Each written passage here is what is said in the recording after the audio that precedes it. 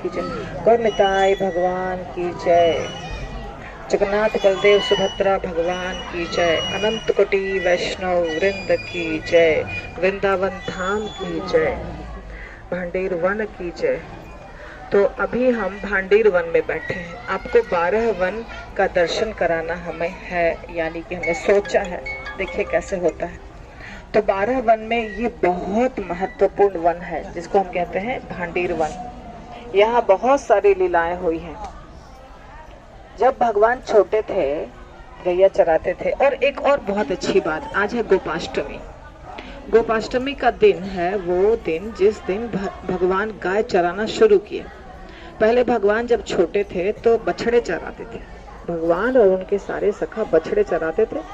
लेकिन एक दिन उन्होंने जिद किया, तब उनकी उम्र सिर्फ 6 वर्ष की थी, कि मुझे गैया चराना है।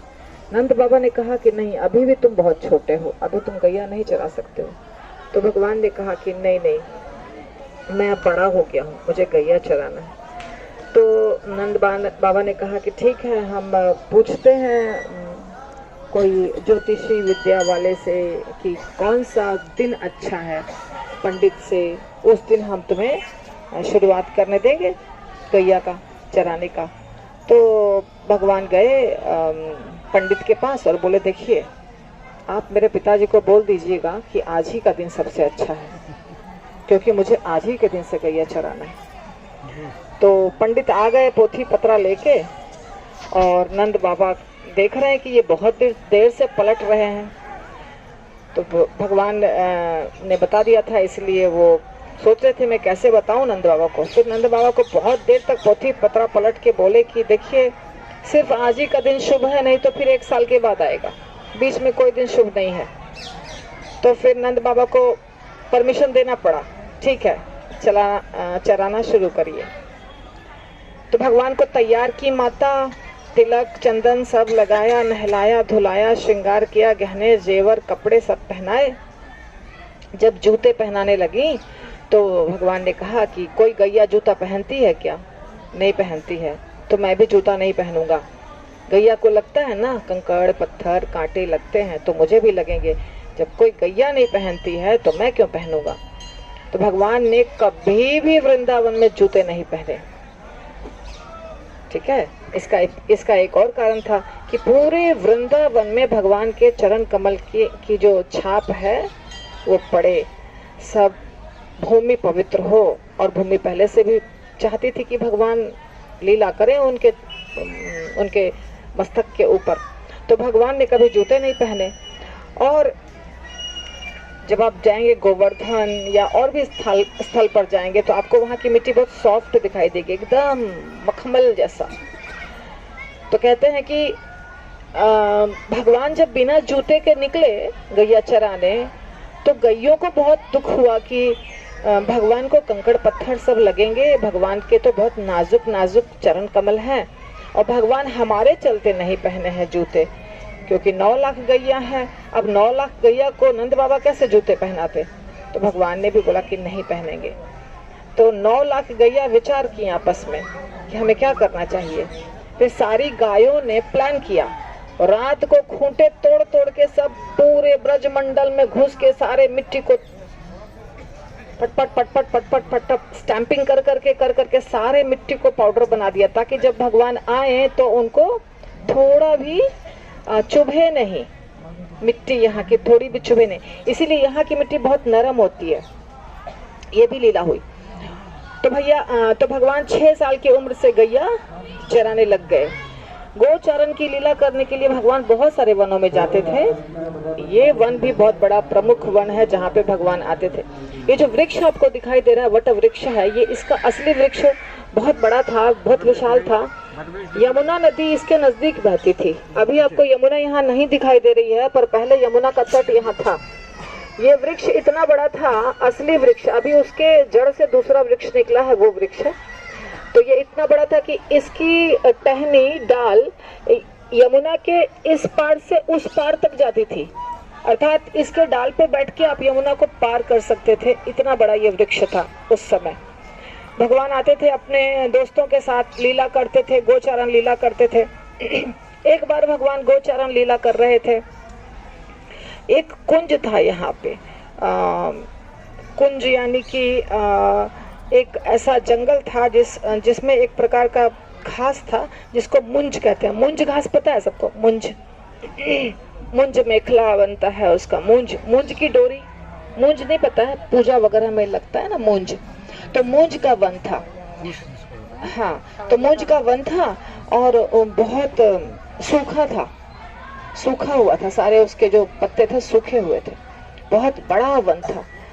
तो गैया अपने आप धीरे धीरे उधर चली गई मुंज वन के तरफ, और गैयों को ढूंढते ढूंढते भगवान के सारे दोस्त भी चले गए मुंज वन के तरफ।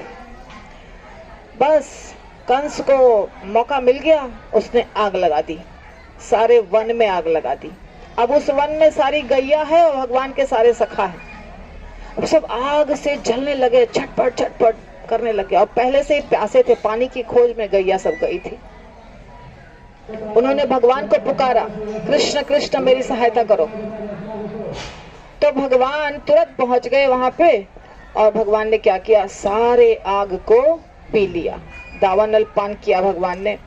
और थोड़ी देर के बाद बस वैसे ठंडा मौसम, सब गर्मी खत्म, सब कुछ खत्म, एकदम सुख शीतल वातावरण हो गया। ये लीला भी यही हुई है। इसके बाद एक और लीला है, बहुत ही प्रमुख लीला, जो आप सब जगह देख रहे हैं, राधा कृष्ण विवाह, हवन कुंड इत्यादि देख रहे हैं आप सब जगह। तो राधा और कृष्ण में राधा रानी 1 साल बड़ी हैं, 1 साल एक, या राधाष्टमी कब आता है आप देख लीजिए, कितना दिन पहले आता है। तो राधाष्टमी के दिन राधा रानी का प्राकट्य हुआ, और जन्माष्टमी के दिन कृष्ण का प्राकट्य हुआ, पर 1 साल के बाद। तो राधा रानी 1 साल बड़ी है भगवान से भौतिक दृष्टिकोण से। तो एक बार की बात है कि नंद बाबा, गर्ग संहिता में लिखा गया है, गर्गाचार्य ने लिखा है, एक बार राधा रानी नंद बाबा कृष्ण को गोद में लेके इधर ही आए हुए थे भांडीर वन के तरफ, और अचानक बहुत जोर से आंधी तूफान बादल और पूरा अंधेरा हो गया, एकदम अंधेरा, डर लगने लगा। तो कृष्ण चिपक गए नंद बाबा के गोद में, कि उनको डर लगा, बहुत जोर से चिपक गए।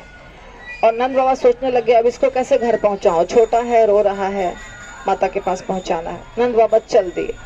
जैसे ही नंद बाबा वहां से चले, थोड़ी दूर गए, अचानक उन्होंने देखा कि राधा रानी बहुत सुंदर वेश में, पूर्ण जो उनका स्वरूप है राधा रानी का, 13 या 14 साल की राधा रानी, जो किशोरी जी का रूप है, उस रूप में राधा रानी पूरे श्रृंगार के साथ प्रकट हो गई। नंद बाबा देखते ही रह गए, हालांकि कृष्ण गोद में थे, तो कृष्ण उस समय कृष्ण बहुत छोटे थे। नंद बाबा ने, और उन्होंने दोनों हाथ फैलाया, तो नंद बाबा ने कृष्ण को उनके हाथ में दे दिया, मतलब उन्होंने कृष्ण को गोद में लेने के लिए हाथ फैलाया था। तो नंद बाबा ने कृष्ण को उनको गोद में दे दिया, बोला ठीक है, यशोदा माता के पास जाके दे आओ इसको। उसके बाद नंद बाबा वहीं रुक गए और राधा रानी लेके चल दी कृष्ण को। जब कृष्ण को लेकर थोड़ी दूर गई, तो अचानक कृष्ण बड़े हो गए, पूर्ण किशोर रूप में कृष्ण, जैसे उनका नित्य रूप है किशोर रूप, उस 16 वर्ष की उम्र, वैसे कृष्ण बन गए, वो भी पूरे साज श्रृंगार के साथ। उसके साथ साथ वह ब्रह्मा जी चार जो उनके मस्तक हैं, उसके साथ ब्रह्मा जी प्रकट हो गए, और ललिता विशाखा इत्यादि प्रकट हो गई सखियां। और ब्रह्मा जी जानते थे कि राधा और कृष्ण दोनों किशोर किशोरी अवस्था में क्यों प्रकट हुए हैं, उनके हृदय की बात जानते थे। तो ब्रह्मा जी ने उसी समय उनका गंधर्व विवाह कराया। गंधर्व विवाह का मतलब होता है कि सिर्फ लड़का और लड़की रहता और कोई नहीं रहता। तो गंधर्व विवाह कराया वहां पे उनका, राधा और कृष्ण का, और ये लीला यहीं पे हुई। और उसके साथ साथ सखियां तो थी। थोड़ी देर के बाद दोनों का विवाह हो गया, और थोड़ी देर के बाद फिर से कृष्ण छोटा बच्चा बन गए, फिर से राधा रानी वैसी ही बन गई जैसी थी, और फिर से ललिता सखी, विशाखा सखी, ब्रह्मा जी सब गायब हो गए, और वैसे ही जो वातावरण था वैसा हो गया फिर से। तो ये विवाह के लिए स्पेशल ऐसा वातावरण बना था कि नंद बाबा राधा रानी को दे दें, आंधी तूफान अंधेरा सब हो गया था। तो भगवान, बहुत लोग पूछते हैं राधा रानी और कृष्ण का विवाह कब हुआ, कहाँ हुआ, तो राधा रानी और कृष्ण का विवाह भांडीर वन में हुआ। एक और लीला हुई है, भगवान ने एक बार एक बछड़े का वध किया था। उसका नाम था वत्सासुर। वत्स यानी बछड़ा, बछड़े के रूप में एक असुर आया था। तो असुर को भगवान ने मार दिया। जब भगवान ने असुर को मारा, सबने कहा, गोपियों ने कहा, राधा रानी ने कहा, सारे लोगों ने कहा, तुम तो अब पापी हो गए, अब तुमको स्नान करना पड़ेगा। जितने भी कुंड हैं, जितने भी तीर्थ स्थली हैं, जितने भी नदियां हैं, सब में जाके स्नान करना पड़ेगा, तब तुम पवित्र होगे, नहीं तो तुम मेरे साथ खेल नहीं सकते हो, हमें छू नहीं सकते हो, कुछ नहीं कर सकते। तो भगवान ने ये जो आपको दिखाई दे रहा है कुआं, वहां पे भगवान ने क्या किया, अपने वेणु से, भगवान ने अपने वेणु, किसको कहते हैं बताइए, बांसुरी से उसको ऐसे किया, गाड़ दिया और पानी निकल गया और कूप का निर्माण हुआ, यानी कुएं का निर्माण हुआ। इस कुएं का जल बहुत पवित्र है। भगवान ने इस कुएं में पूरे दुनिया के तीर्थ को बुला लिया और इसमें स्नान कर लिया और बोला कि हो गया मैं अब पवित्र, सारे तीर्थ यहाँ आ चुके हैं। अब इसी यहीं पर बहुत सारे पूजा पाठ में या बहुत सारे अवसर पर यहाँ की जो माता जी सब है इस वेणुकूप का जल लेती हैं और उससे कुछ विधि विधान करती हैं।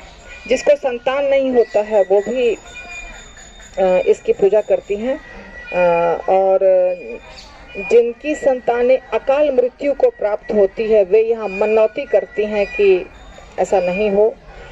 और एक और चीज विशेष बात है इस कुएं का, जो हमने प्रत्यक्ष अपने आंखों से देखा है कि सोमवती अमावस्या के दिन, सोमवती यानी जो अमावस्या सोमवार को पड़ता है, सोमवती अमावस्या के दिन इस कुएं का जल सफेद हो जाता है। कैसा सफेद? लिम्का होता है ना, लिम्का का कैसा कलर होता है, हल्का सफेद, वैसा हो जाता है। मैंने वो जल पिया भी है और वो जल देखा भी है। तो ये इस कुएं की विशेष बात है। तो ये सारी लीलाएं यहाँ पे हुई हैं और आप मंदिर जो आपको दिखाई दे रहा है यहाँ, वो मंदिर, वो मंदिर, वो मंदिर, वो मंदिर, ये सब बाद में बना है। मतलब हमारे सामने ये नहीं था, कोई भी मंदिर नहीं था, ये था वट वृक्ष था, छोटा सा यहीं पे विग्रह था, पर ये सब बाद में बना है। पर फिर भी सबका दर्शन आप करिए। बलराम जी का मंदिर इनके पीछे और इसके बाद आपको यहाँ राधा कृष्ण के मंदिर दिखाई देंगे। तो इम्पोर्टेंट क्या चीज हुआ, यहाँ का वृक्ष, यहाँ का वेणुकूप का जल पीजिए, छिड़किए, मंदिर का दर्शन कीजिए, बट वृक्ष की परिक्रमा कीजिए और उसके बाद अगले स्थल को हम जाएंगे वंशीवट को। वहां भी बता देती हूँ, माता बैठ जाइए। वंशीवट हम यहीं से थोड़ी दूर पर जाएंगे। तो वो वंशीवट है जहाँ पे भगवान बांसुरी बजाते थे, गोपियों को पुकारते थे बांसुरी बजा करके। वहां पे आज भी कहते हैं लोग, सुनाई भी देता है लोगों को, एक वृक्ष है जिससे बांसुरी की आवाज सुनाई देती है या तो मृदंग की आवाज सुनाई देती है। तो वहाँ कोई प्रवचन नहीं होगा, तो वहाँ की बात अभी बता देती हूँ। तो वो है वंशीवट। एक और स्थान पे हम जाएंगे जिसका नाम है माटवन। माटवन में और भी लीला स्थलियां हैं, या तो मंदिर है बलदेव जी का, पर हमें पता नहीं वो मंदिर के, हमें बस वाला कभी ले नहीं जाता है। एक ही मंदिर ले आता है, वो है मानसरोवर। राधा रानी जब रासलीला कर रही थी वंशीवट में, अब ये वंशीवट था, यहाँ कौन सा वंशीवट था पता नहीं। तो राधा रानी और कृष्ण और गोपियां सब लीला कर रहे थे, रासलीला। तो राधा रानी ने देखा कि कृष्ण दूसरे गोपियों के साथ थोड़ा ज्यादा लीला कर रहे हैं, तो राधा रानी रूठ गई। तो राधा रानी जब रूठ जाती हैं तो उसको कहते हैं मान करना। तो राधा रानी रूठ करके और यमुना के उस पार चली गई, ठीक है, थोड़ा दूर चली गई, यमुना के उस पार है मानसरोवर। तो यमुना के उस पार चली गई और एक जगह जाकर के बैठ गई रूठ के। और कृष्ण ढूंढ रहे हैं, सब जगह ढूंढ रहे हैं, कृष्ण नहीं मिल रही थी। बहुत बहुत देर के बाद राधा रानी मिली। राधा रानी इतना रोई, इतना रोई, इतना रोई कि उनके रोने से एक तालाब बन गया। उस तालाब का नाम है मानसरोवर। तो कहते हैं वो राधा रानी का आंसू है, जिससे वो जो मानसरोवर है ना, उसमें जो जल है वो राधा रानी का आंसू है। तब आंसू था, अब तो दूसरा जल भराता है, पर हमें भाव वही रखना चाहिए। आप सब लोगों को दंडवत प्रणाम करना है। यहाँ की मिट्टी, जैसे ही वृंदावन पहुंचे वहां दंडवत प्रणाम करना चाहिए सबको। तो वहां भी हम जाएंगे, यानी कि हम जाएंगे ये भांडीर वन और दूसरा माटवन। माटवन में हम जाएंगे मानस सरोवर। और हम जाएंगे भद्रवन। भद्रवन एक ऐसा वन है जो बलभद्र जी के नाम पर है। गैया चराते थे भगवान और भगवान के बड़े भाई बलभद्र यानी बलदेव जी, तो इसलिए उसका नाम है भद्रवन। वहाँ एक दर्शन है बस। और हम जाएंगे बेलवन। बेलवन वो स्थान है जहाँ लक्ष्मी जी का निवास आज भी है। वहाँ पहले बहुत सारे बेल के वृक्ष थे, बहुत मीठे बेल के फल होते थे। कृष्ण और उनके सारे सखा बेल का फल खाते थे। गैया चराते चराते बहुत सुगंधित और मीठा फल था।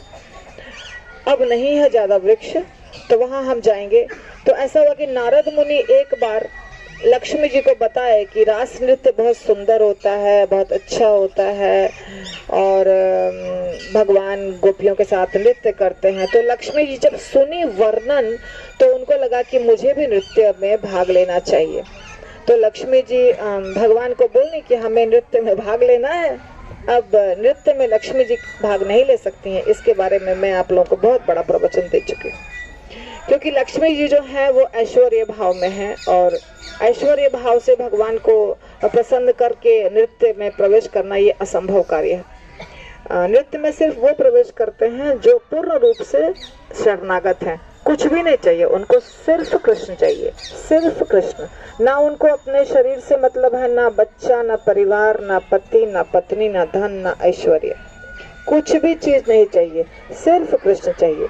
ये भाव जब होगा और कृष्ण ही मालिक, कृष्ण ही पिता, कृष्ण ही माता, कृष्ण ही भर्ता, कृष्ण ही सब कुछ, ये भाव है गोपियों का। इसीलिए गोपियां रास नृत्य में भाग ले सकती हैं। पर लक्ष्मी जी को ऐश्वर्य के बिना नहीं चलता है। उनको गहने चाहिए, जेवर चाहिए, महल चाहिए, सब कुछ चाहिए लक्ष्मी जी को। तो ऐश्वर्य भाव में वैकुंठ में प्रवेश है। वैकुंठ में विष्णु भगवान और लक्ष्मी जी का निवास होता है। पर गोलोक धाम में ऐश्वर्य भाव का कोई स्थान नहीं है। ऐश्वर्य से भगवान को कोई प्रसन्न नहीं कर सकता है। इसलिए लक्ष्मी जी आज तक तपस्या कर ही रही हैं, उनको आज तक रास नृत्य में प्रवेश नहीं मिला है। तो जब तक ऐश्वर्य को, मान को, सम्मान को, प्रतिष्ठा को नहीं छोड़ेंगे, कृष्ण प्राप्त नहीं होंगे। तो मैं चुपचाप शांति से देख रही थी, बहुत कुछ चल रहा था आज। तो ये असली रूप है हमारा। असली रूप हमारा क्या है? जब हम छोटी छोटी चीजों के लिए क्या करते हैं? झगड़ा करते हैं, एडजस्ट नहीं करते हैं। ये हमारा असली रूप है। सबका है, ये नहीं कि किसी विशेष व्यक्ति का है, सबका असली रूप वही है। ये सारे चीजों को हमको धीरे धीरे क्या करना चाहिए? त्यागना चाहिए और कोशिश करनी चाहिए कि हम सिर्फ कृष्ण चेतना में रहें। एटलीस्ट यात्रा में, यात्रा के समय ये चेतना जरूर बना के रखिए। बाद में फिर बार बार इस चेतना में जब भक्ति करेंगे तो हो जाएगा, एक दिन पूर्ण रूप से भगवान के चेतना में आप निवास करेंगे। तो आज सिर्फ यही एक ही प्रवचन में सब मैंने कवर कर लिया। अब हम सिर्फ दर्शन करेंगे। श्रील प्रभुपाद की जय, अनंत कोटि वैष्णव वृंद की जय। जितने आचार्य हमें नहीं दिखाई दे रहे हैं उन सब की जय। जितने वैष्णव हमें नहीं दिखाई दे रहे हैं उन सब की जय। यहाँ पे करोड़ों वैष्णव हैं, आपको दिख रहे हैं? सबको, सबके लिए दंडवत के लिए। वांछा कल्पतरुभ्यश्च कृपा सिंधुभ्य एव च पतितानां पावनेभ्यो वैष्णवेभ्यो नमो नमः। अनंत कोटि वैष्णव यहाँ है, सारे 33 करोड़ देवी देवता हैं, सारे तीर्थ स्थल गंगा, यमुना, सरस्वती, प्रयाग, जितना जितना है पूरे दुनिया में, देश विदेश सब यहाँ निवास करते हैं। और इसके बाद एक माता है यहाँ जो हमें छाछ पिलाती हैं हर बार, तो वो भी इंतजार कर रही हैं। छाछ और यहाँ की रोटी। जो यहाँ ब्रजवासी होते हैं वो ब्रजवासी के हाथ का मांग कर खाना चाहिए, उसको कहते हैं मधुकरी। लेकिन मांग कर सिर्फ खाना नहीं चाहिए, उनको फिर देना भी पड़ता है। हाँ, तो रानी माता जी की बेटी, रानी माता अब नहीं है, गुजर गई हैं। तो बहुत सालों से रानी माता हम लोगों की सेवा की है। नहीं, हम लोग जाएंगे। हम लोग अभी देखिए, अभी हमने जो कथा बताया उसके हिसाब से अब दर्शन करिए। अभी तक आपने क्या दर्शन किया? हल्ला हंगामा, नृत्य चल रहा है। वो जो नृत्य चल रहा था उस भाव में हमको नहीं रहना है। हमारा भाव वो नहीं है। हमारा भाव क्या है? दासानुदास, ठीक है ना। तो अब उस भाव में दर्शन करिए। हरे कृष्णा कृष्णा कृष्णा हरे हरे, हरे राम राम राम हरे हरे। मैनेजमेंट कमेटी से अनुरोध है, कभी जल्दी जल्दी जल्दी जल्दी भागो भागो भागो नहीं करिए। हम एक दर्शन करेंगे, हम 2 दर्शन करेंगे, मगर कैसे करेंगे? प्यार से, इत्मीनान से। इसके साथ साथ आपको अपने लीडर को फॉलो करना है, अपने लीडर को, और सारे लीडर को फॉलो करेंगे बलि नाम। आप सीधे अपने मन से कुछ नहीं करिए। आप सबके एक लीडर हैं, उसको आप फॉलो करिए। बलि नाम लीडर्स को फॉलो करेंगे और मुझे फॉलो करेंगे, मुझे रिपोर्ट करेंगे। सब व्यवस्थित चलेगा, आपको सारा दर्शन होगा। ठीक है, हरि बोल।